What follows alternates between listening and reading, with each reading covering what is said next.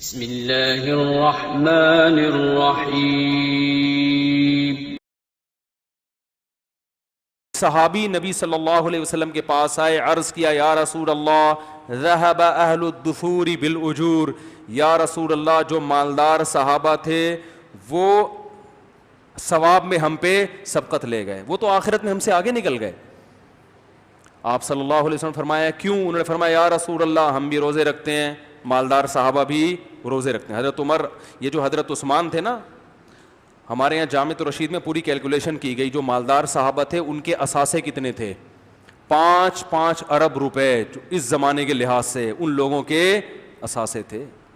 ایسے ہی تھوڑی انہوں نے جہاد میں اتنا مال لا کے دیا ہے، 100 اونٹ ایک وقت میں حضرت عثمان جہاد میں دے رہے ہیں، تو پیچھے کتنا ہوگا کہ وہ بزنس بھی چلتا رہے۔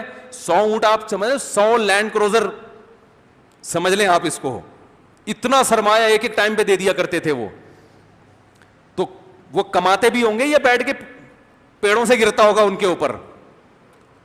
ظاہر ہے ارننگ تھی نا، کما رہے تھے، محنت کر رہے تھے۔ تو آپ صلی اللہ علیہ وسلم سے صحابہ نے فرمایا یا رسول اللہ مالدار لوگ ہم سے ثواب میں بولتے کیوں نہیں؟ آگے بڑھ گئے۔ تو یا نبی نے پوچھا کیسے؟ فرمایا یا رسول اللہ ہم روزے رکھتے ہیں، وہ بھی روزے رکھتے ہیں، ہم تہجد پڑھتے ہیں، جو حدیث کا مفہوم ہے وہ بھی، ہم جہاد کرتے ہیں وہ بھی، لیکن وہ اللہ کی راہ میں خرچ کرتے ہیں، ہم خرچ نہیں کر سکتے۔ بلکہ مفہوم یہ حدیث کا ہم تو اور مستحق ہیں زکوٰۃ، بلکہ وہ خرچی ہمارے اوپر کرتے ہیں،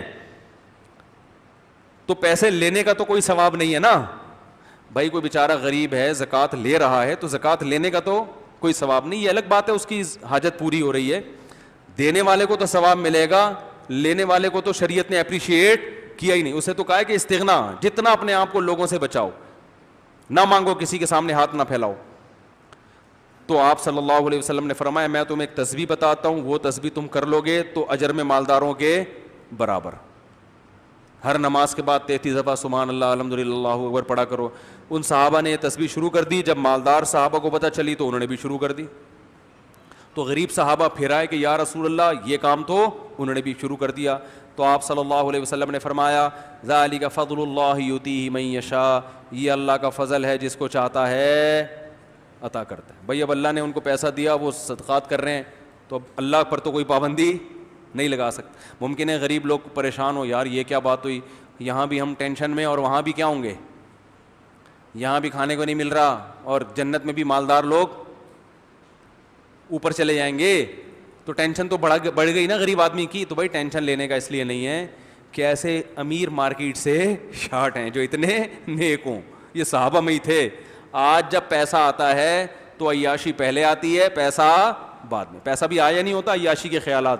اسی وجہ سے حدیث میں آتا ہے کہ غریب جنت میں زیادہ ہوں گے، مالدار کم ہوں گے، اور غریب جائیں گے بھی پہلے، مالدار جائیں گے بعد میں، کیونکہ دولت کے ساتھ دین پہ قائم رہنا مشکل ہے۔ تو یہ اس دولت مند کے بارے میں ہے، اور ہم بھی دولت کمانے کی اس کو ترغیب دے رہے ہیں جو دین پہ بھی چلتا ہو، یا دولت کو صحیح استعمال کرنے کی نیت ہو، اس کے لیے فضیلت ہے کہ وہ کیا کرے، وہ پیسہ کمائے۔ سمجھ رہے ہو؟